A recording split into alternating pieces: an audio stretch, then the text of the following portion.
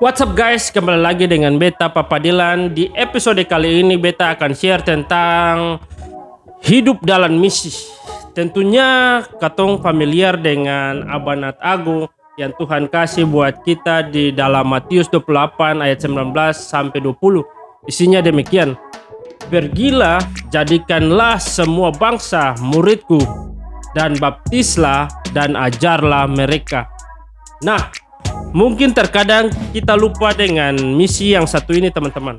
Tapi beta mau mengingatkan lagi kalau misi yang satu ini adalah sebenarnya panggilan utama kita sebagai orang yang percaya. Nah, sayangnya kadang katong pikir bahwa misi ini tuh cuma buat orang tertentu saja teman-teman. Buat pendeta atau mungkin buat misionaris saja.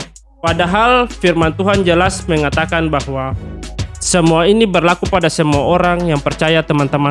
Katong share tentang Yesus ke teman-teman kita, ke keluarga kita, ke sekolah mungkin, ke lingkungan kerja kita, dan kemanapun Tuhan tempatkan kita. Nah, seharusnya misi ini tuh bukan menjadi tugas buat kita teman-teman. Tapi misi ini tuh menjadi komitmen dan gaya hidup kita waktu kita sudah menerima Tuhan Yesus dalam hati kita. Waktu kita menerima Tuhan Yesus, masa katong saya mau menerima misinya, ya kan? Yes.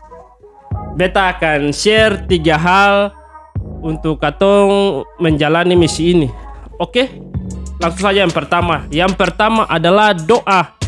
Atau pastiin kotong punya hubungan pribadi dengan Tuhan. Kalau kotong yang punya hubungan pribadi dengan Tuhan, apa yang kotong harus share?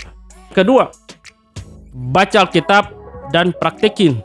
Waktu kotong membaca firman Tuhan dan coba aplikasiin ke hidup kita, itu bahkan ngelit kepada perubahan-perubahan yang positif teman-teman. Nah, perubahan kotong yang positif itu bisa menjadi pembuka bagi kotong share untuk teman-teman kita. Oke?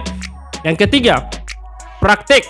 Nah, belajar untuk kotong bisa lihat peluang teman-teman ataupun kesempatan waktu kotong ketemu dengan peluang untuk kotong share tentang Yesus kepada teman-teman kita. Langsung praktekin teman-teman, jangan tunda-tunda lagi. Oke? That's it for today dalam episode kali ini. Tuhan Yesus memberkati kotong semua. Shalom.